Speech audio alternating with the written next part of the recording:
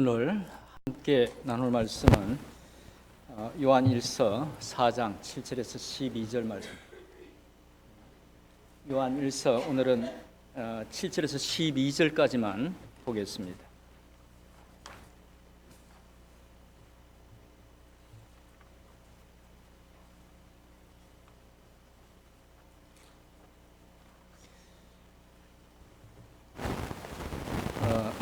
요한 1서는 일반적으로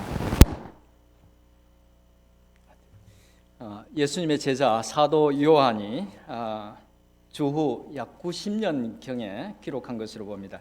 예수님의 제자 중에서 가장 어린 제자로 알려져 있지만 주 90년쯤이면 사도 요한은 적어도 90세 이상 되었고 예수님이 부활 승천하신 후에 약 70여 년 동안 사역을 하고 있을 때였습니다.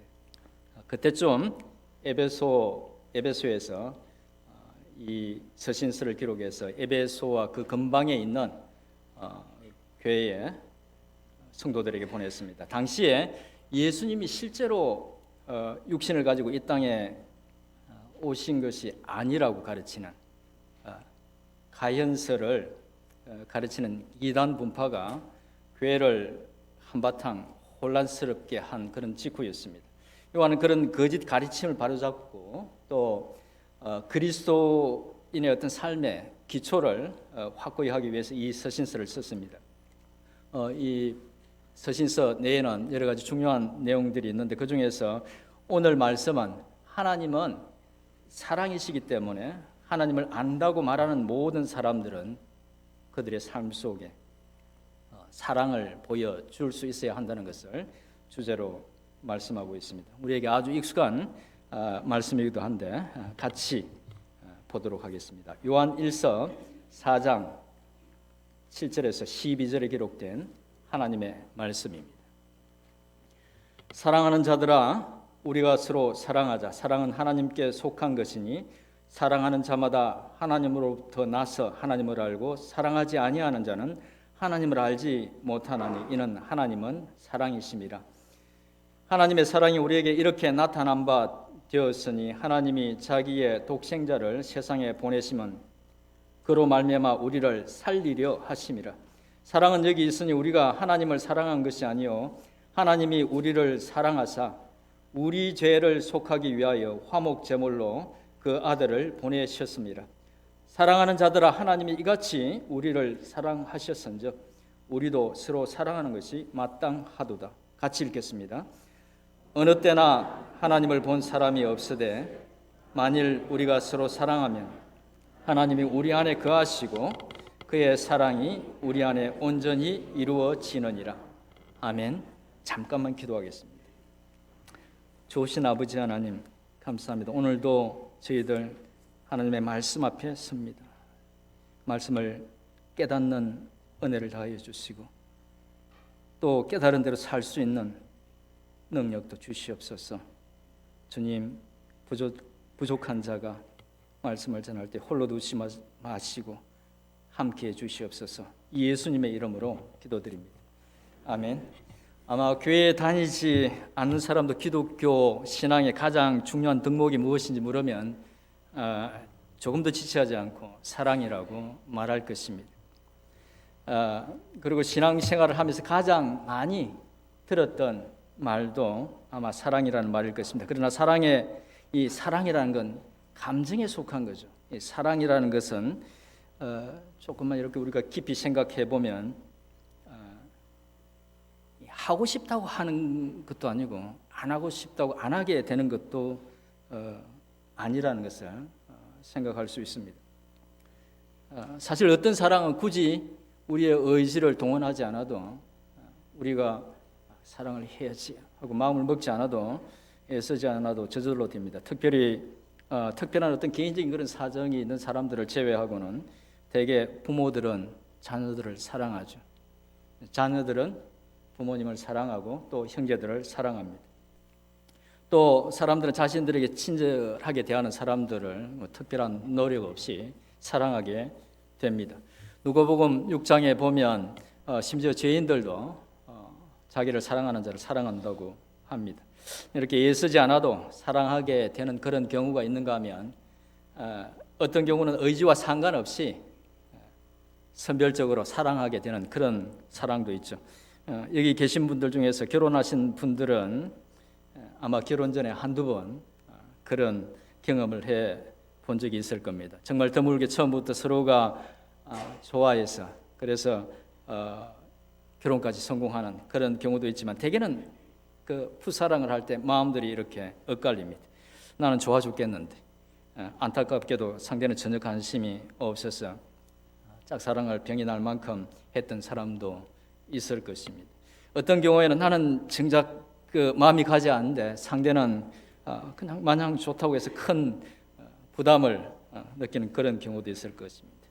왜 내가 좋다는 사람은 콧방귀도 안 끼는데 그렇게 좋아했는지, 또 싫다는데도 왜 그렇게 또 나를 자꾸 이렇게 따라다녔는지 지금 생각해봐도 잘 이해가 안 갑니다. 마음이라는 것이 스스로 컨트롤할 수 있는 것이라면 그런 일은 별로 없겠죠. 싫어? 그래, 나도 싫어. 한순간에 접을 수 있는데 그게 잘 되지 않죠. 아무튼 그렇게 사랑의 시행착오를 하다가 어느 시점에 나도 좋아하고 또 상대방도 좋아하고 또 그래서 사랑이 깊어져서 결혼을 하고 함께 살게 됩니다. 그리고 바로 얼마 후에 서로의 어떤 그런 실체를 보게 되죠. 환상들이 거치면서 그 남자의 그 멋있는 박력이 이게 폭력에 가까운 거구나. 그래서 그런 것들을 알게 됩니다. 또 그 대범함이 일종의 무관심 쪽에 가까운 것이구나. 그런 걸 알게 되죠. 또 만날 때마다 그렇게 예뻤던 모습의 이면에는 정리되지 않은 삶도 있고 또 좀 부담스러운 사치스러움도 있다는 것을 알면서 우리는 내가 사랑했던 사람이 저 사람이 맞는가 하는 그런 생각들을 또 하게 됩니다. 혹시 경험이 아닌가 그런 쓸데없는 상상을 하시는 분들이 계실지 모르는데요. 공부 못하는 사람들의 특징이 그렇습니다. 이 요지에 이렇게 딱 귀를 기울이고 있어야 되는데 다른 생각이 다른 데로 가는 거죠. 아무튼 상대의 실체를 알게 되면서 정신이 번쩍 들지만 때는 이미 늦습니다. 마음이 제멋대로 가서 생긴 일입니다. 또 사회생활을 하면서 만나는 사람들에 대해서도 그런 경향이 많습니다. 어떤 사람은 그냥 좋고 어떤 사람은 그냥 싫습니다. 물론 그렇게 되는 데에는 이유가 있기도 하지만 문제는 그런 감정적인 것들을 우리가 어떻게 해보려고 해도 잘 되지 않는다는 것입니다. 다시 말씀드리면 사람의 감정, 특별히 사랑이라는 것은 우리 몸에서 우리 의지와 상관없이 움직이는 그 근육이죠. 불수의근이라고 하는 그 근육처럼 내 마음대로 잘 안 되는 그런 감정이더라는 것입니다. 사랑이라는 것은 내 의지로 되기보다는 오히려 외적인 어떤 이유들, 원인들 그런 것들 때문에 움직여지는 수동적인 면이 훨씬 강하더라는 것이죠. 그런데 하나님께서는 우리에게 그 어려운 사랑을 하라고 말씀하고 있습니다. 감정이라는 것이 도대체 우리 마음대로 그렇게 움직이지 않는데 하나님은 줄곧 우리에게 사랑하라고 말씀하고 있다는 것입니다. 그러니까 그 말씀은 우리의 그런 자연스러운 감정의 어떤 흐름에 반하는 것을 하라는 것이죠. 하나님이 사랑하라고 하시는 그 권면, 명령을 우리가 따르기 어려운 이유가 바로 여기 있는 것입니다. 우리의 죄된 본성을 거스려야 하는 것뿐만 아니라 또 수동적으로 움직이지는 그 감정을 능동적으로 해서 의지를 동원해서 그렇게 해야 되는 것이기 때문에 쉽지 않다는 것입니다. 그런데도 하나님은 우리에게 끝없이 사랑할 것을 권면하고 또 명령하십니다. 우리를 지으셔서 우리의 체질을 너무나 잘 알고 계시는 하나님, 우리의 본성을 머리끝부터 발끝까지 뼛속 깊이 알고 계시는 그 하나님께서 그럼에도 불구하고 그렇게 하라고 말씀하실 때에는 이유가 있겠죠.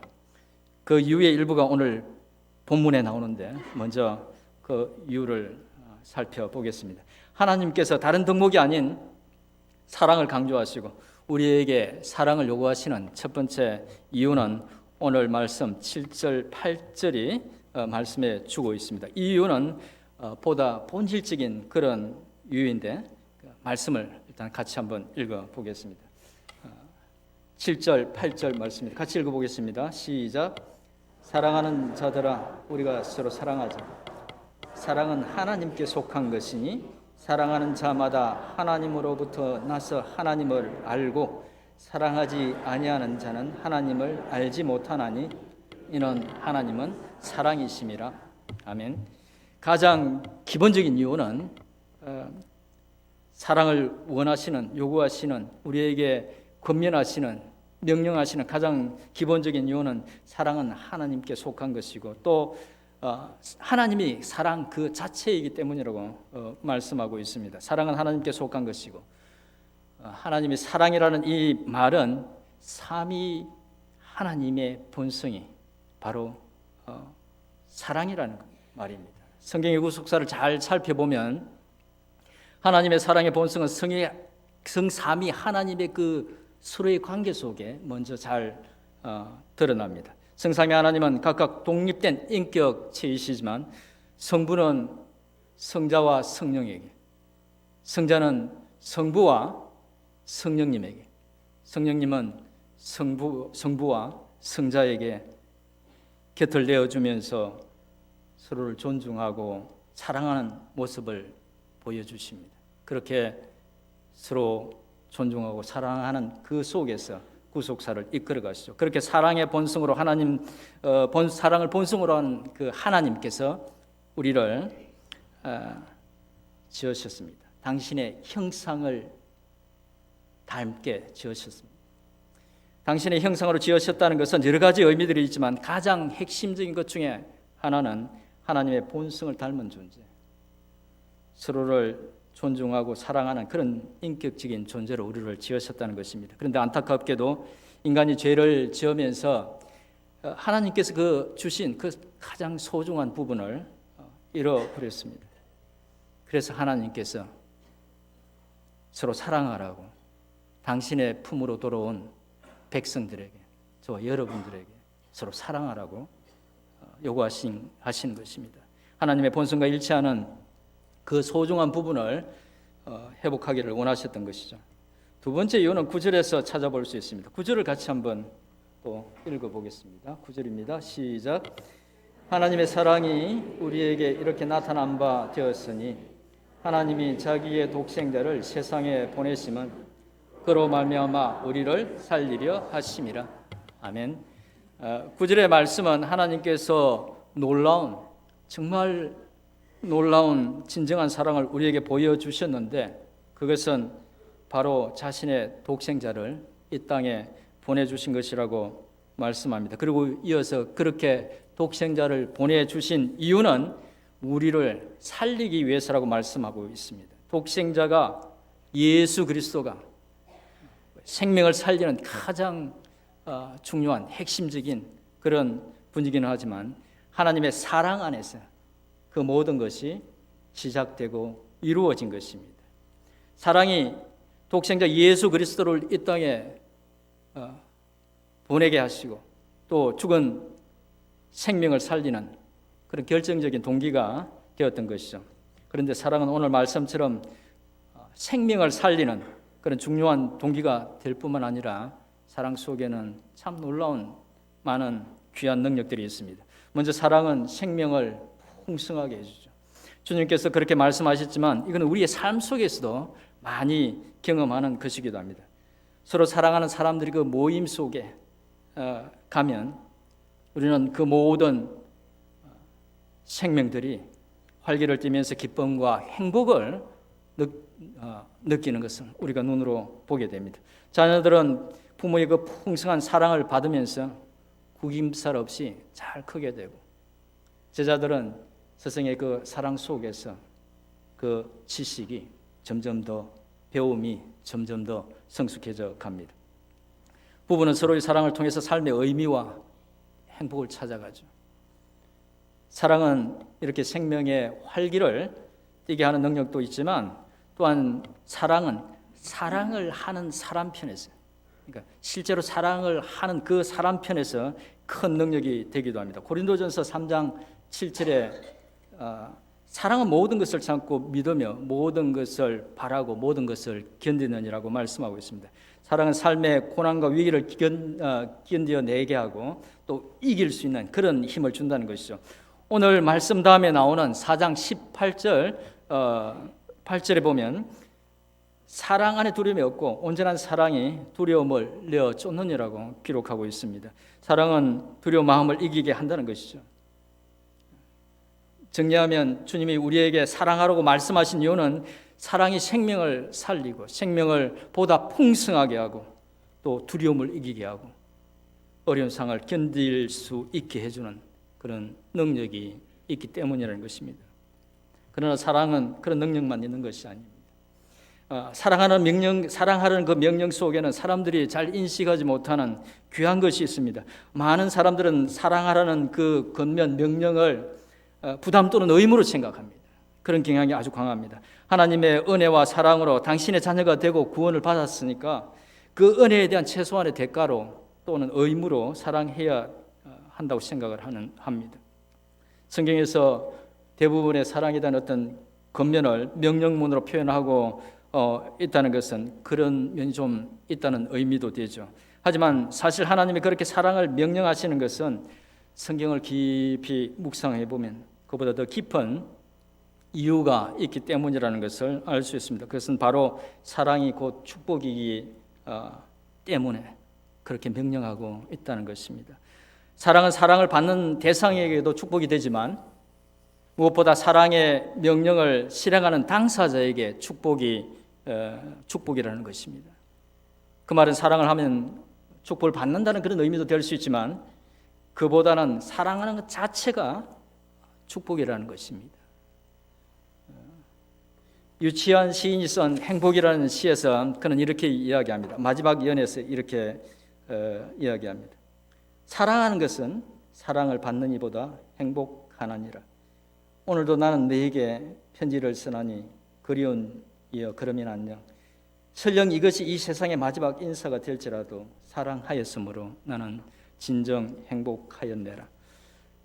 저는 어릴 때 이 구절을 볼 때마다 잘 이해가 안 되었습니다. 어떻게 다른 사람의 사랑과 관심을 받아야 행복하지 다른 사람을 사랑하는 것이 더 행복할까 하는 생각을 좀 많이 했습니다. 그런데 살다 보니 그 말의 의미를 조금씩 알 수 있을 것 같았습니다. 그리고 사역을 하면서 정말 그렇다는 것을 깨닫게 됩니다. 저는 교회 사역을 하면서 여러 사람들을 만납니다. 그 사람들 중에 특별히 삶이 행복해 보이는 사람들을 만납니다. 그런 분들의 공통적인 특징은 자신의 주변에 있는 사람들을 참 많이 사랑하고 있더라는 것입니다. 주변에 있는 사람들에게 관심을 갖고 그들이 기뻐할 일은 함께 기뻐하죠. 슬퍼하는 일은 또 슬픈 일이 생기면 같이 슬퍼해주고 또 힘들어하는 일이 있으면 위로하고 혹 누가 병원에 입원했다고 하면 열심히 음식을 만들어서 준비해서 가서 위로하고 격려하고 문병을 하는. 그래서 그렇게 사랑을 베풀며 살아가는 사람들은 정말 눈에 띄게 행복하더라는 것입니다. 그 이유를 가만히 생각해 보니까 그렇게 사랑을 베풀면서 사는 사람들은 타인에 대한 다른 사람에 대한 그런 어떤 사랑 때문에 자신의 마음이 먼저 따뜻해지기 때문이었던 것입니다. 여러분 누군가에게 땡큐 카드를 쓸 때에 여러분 자신의 어떤 표정들을 보신 적이 있습니까? 혹은 옆에 아내나 남편이 누군가에게 땡큐 카드를 쓸 때 그 옆에서 지켜보십시오. 감사하는 그 마음, 그렇게 행복해하는 그런 마음들이 그런 표정들이 그 얼굴 속에 나타납니다. 사랑하라는 명령에 순종하는 것은 결코 쉽지 않습니다. 하지만 그 명령에 순종할 때에 가장 먼저 복을 받는 사람은 다른 사람이 아니라 그 명령에 순종하고 사랑하는 바로 그 사람이더라는 것입니다. 그래서 사랑이 축복이라는 것입니다. 그런데 문제는 사랑이 말처럼 쉽지 않다는 것입니다. 처음에 말씀드렸지만 사람의 그 마음이, 그 사랑의 마음이 갖고 싶다고 가질 수 있는 것이 아닙니다.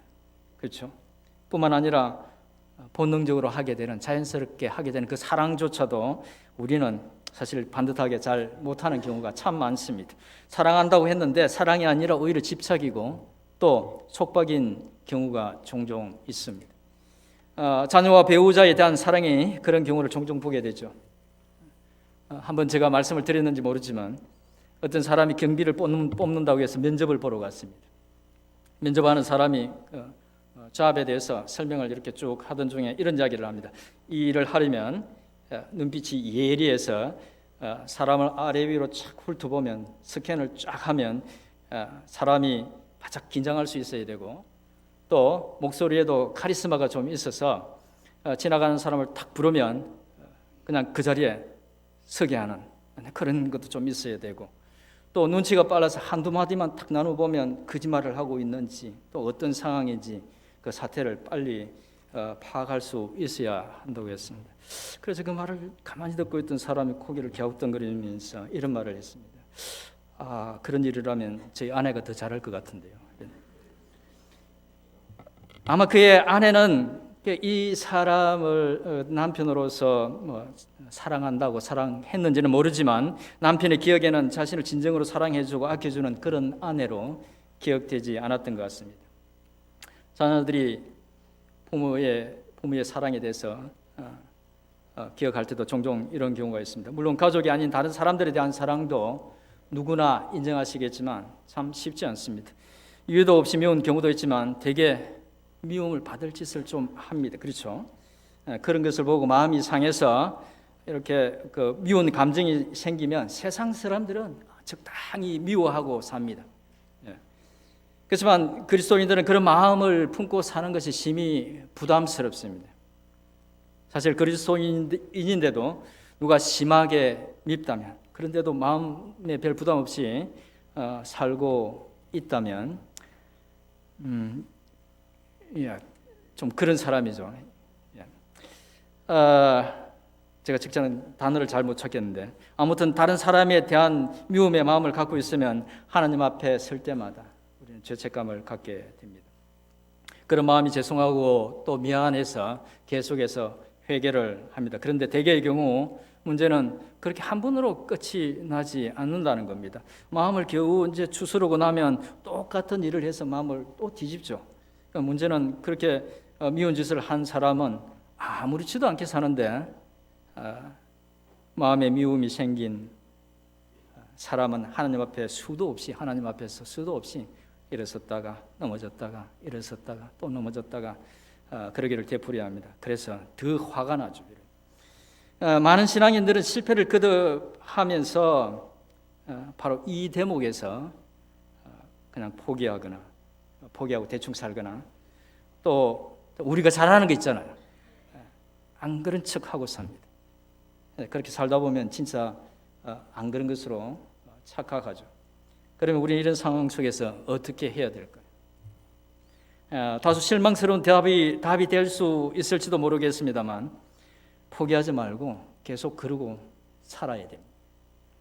왜냐하면 거기서 멈추면 하나님의 은혜의 문턱에서 되돌아서는 것이 되기 때문입니다. 우리는 수도 없이 반복되는 그런 실패 속에서 어떤 시점이 되면 종종 생각지도 않은 하나님의 큰 은혜와 깨달음을 얻게 됩니다. 그런 반복되는 실패 속에서 우리는 하나님께서 우리 자신에게 보여주시고자 하는 것을 종종 보게 됩니다. 어떤 경우에는 아집과 편견에 사로잡힌 자신의 비뚤어진 모습, 못난 모습을 보게 됩니다. 어떤 경우에는 정말 깜짝 놀라죠. 이런 경우에는 그 자신이 가장 싫어했던 그 모습이 내게도 있다는 것을 발견하기도 합니다. 그러면서 깨닫게 되는 더 큰 은혜는 그런 실패 속에서 우리는 하나님의 은혜 없이는 아무것도 할 수 없는 존재라는 것을, 별것도 아닌 문제를 용서하지도 못하고 또 쉽게 손 내밀지도 못하는 그런 악하고 약한 존재라는 것을 발견하게 되죠. 그러나 그렇게 하나님의 은혜 없이는 아무것도 할 수 없다는 우리 자신의 그런 어떤 무기력함을 발견하는 것도 중요하지만 많은 실패에도 불구하고 우리가 끊임없이 그 사랑을 연습해야 되는 또 다른 중요한 이유가 있습니다. 그것은 세상은 결과를 보지만 하나님은 우리 마음속에 동기를 보시기 때문입니다.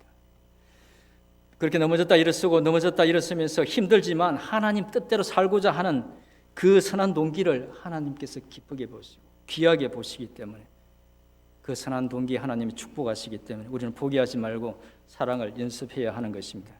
그러나 그것이 다라면 우리 중에 많은 사람들은 또 사랑을 포기하고 말 것입니다. 하지만 그것을 뛰어넘을 수 있는 방법이 있습니다. 하나님께서 원하시는 우리가 그 사랑해야 되는 그 수준과 지금 현재의 내가 하고 있는 어떤 그런 수준, 그 사이의 간격을 메울 수 있는 아주 중요한 방법이 있습니다. 그것은 하나님의 은혜로 그 간격을 채우는 거예요. 자주 있는 일은 아니지만 정말 누군가를 용서하고 사랑하게 되기를 진심으로 구할 때, 그런 은혜를 진심으로 구할 때 종종 그 간격이 하나님의 은혜로 메워지는 것을 경험하게 됩니다. 마음을 어렵게 하는 어떤 사람에 대해서 사랑과 긍휼의 마음을 달라고 간절히 기도하면 한순간 그 사람에 대한 미움이 눈 녹듯이 사라지고 긍휼과 사랑의 마음이 생기는 것을 경험하게 됩니다. 그런 경험들을 통해서 다시 한번 사랑은 내 힘으로 하는 것이 아니라 하나님 은혜로 부어주시는 그 은혜로만 할 수 있다는 것을 절감하게 되고, 또 그런 경험을 통해서 점점 더 하나님을 의지하는 법을 배우게 됩니다. 그러면서 우리는 우리 자신도 모르게 하나님의 은혜 속에서 우리의 체질들이 바뀌었어 사랑을 조금씩 실천할 수 있는 그런 인격으로 변해갑니다. 사실 하나님이 꿈꾸는 나라가 그렇게 사랑으로 성숙해진 인격의 사람들로 채워지는 것이죠. 그것이 천국이죠. 그러나 하나님의 사랑에 대해서 우리가 이해를 좀 분명히 해야 될 부분이 있습니다. 그것은 하나님의 사랑은 불의와 악을 허용하는 그런 방종의 사랑이 결코 아니라는 것입니다. 사람들은 듣고 싶은 것만 듣고 보고 싶은 것만 보려는 경향이 있습니다. 그래서 하나님의 사랑하니까 어떤 것도 용납되는 그런 사랑이라고 생각하는 경향이 있습니다. 그러나 그것은 하나님의 사랑에 대해서 크게 오해하는 것입니다. 구속사 어느 시점에서도 하나님은 인간의 어떤 그런 불의와 방종을 허용하는 그런 사랑을 하신 적이 없습니다. 아브라함을 부르시고 언약하시고, 물론 그 전에도 그러셨지만 하나님께서는 그 이스라엘 백성들에게 그들의 불의와 우상 숭배를 결코 묵과하신 적이 없습니다. 하나님은 이스라엘 백성들이 그럴 때마다 적극적으로 개입하셔서 그들을 타이르기도 하시고 또 경고하시기도 하고, 실제로 징계하심으로 그들을 공의롭게 살도록, 거룩하게 살도록, 바르게 살도록 교훈하시고 훈계하셨습니다. 이 사실이 의미하는 바는 하나님은 방종을 용납하는 사랑을 원하시는 것이 아니라 도덕적으로, 윤리적으로 거룩하고 반듯한 사랑을 원하신다는 것입니다. 하나님의 사랑이 불의와 악의를 허용하지 않는 그런 반듯한 사랑이라는 것은 예수 그리스도의 십자가 사건에서도 분명히 드러납니다. 많은 그리스도인들이 이 부분을 간과하고 있습니다. 일반적으로 그리스도인들은 예수님이 십자가를 지시고 피를 흘려주셔서 제사함을 받고 구원을 얻게 되었다는 정도로 이 십자가 사건을 이해합니다.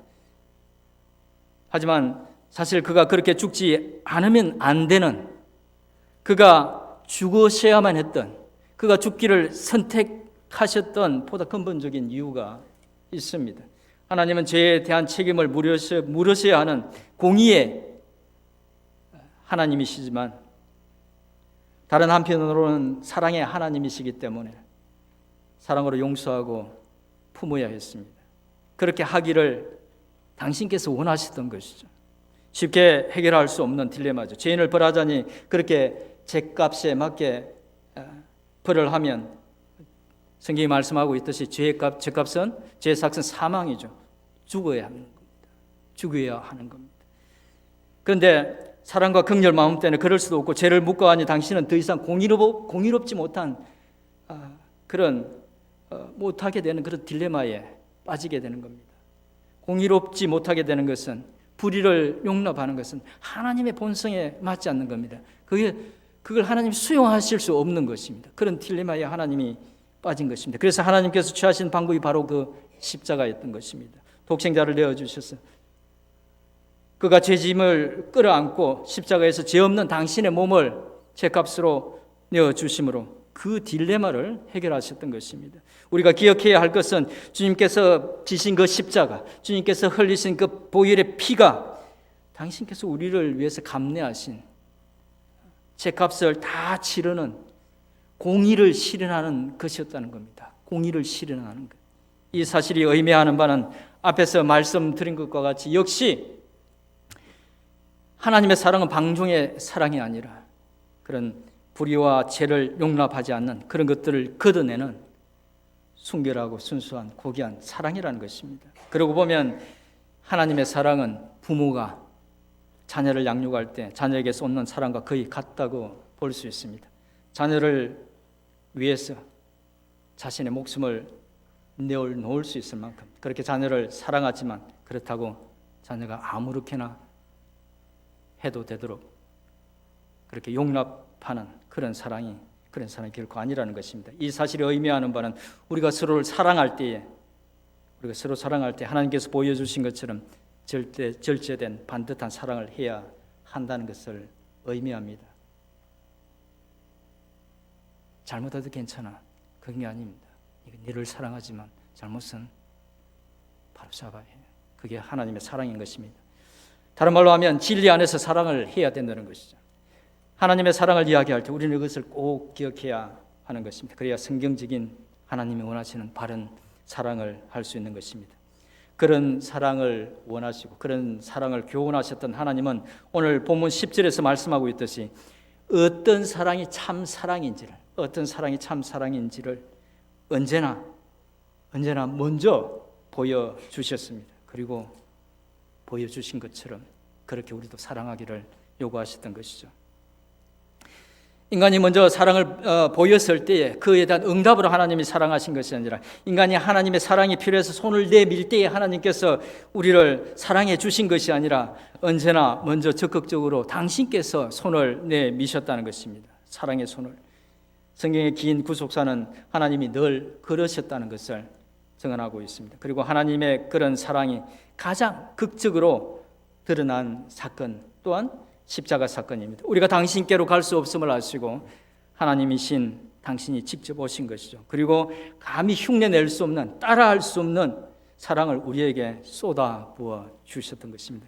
그렇게 사랑을 보여주시면서 주님은 우리에게 내가 너희를 사랑한 것 같이 서로 사랑하라고 권면하셨던 것입니다.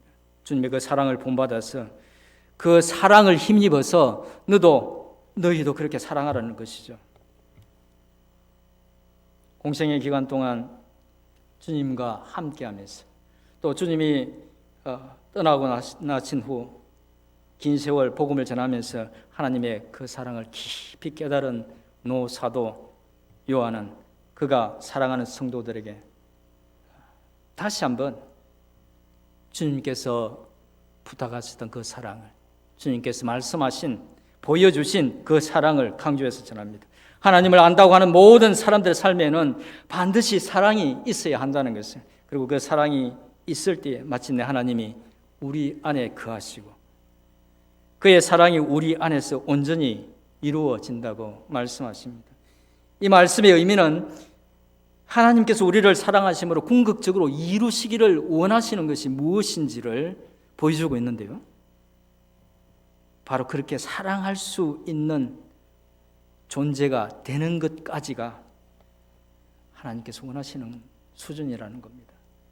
그 말은 또한 하나님을 믿는 사람으로서 우리가 궁극적으로 지향해야 될 방향이 사랑이 무엇인지를 알고 이해하는 수준이 아니라 실제로 사랑할 수 있는 존재가 되는 것이라는 말입니다.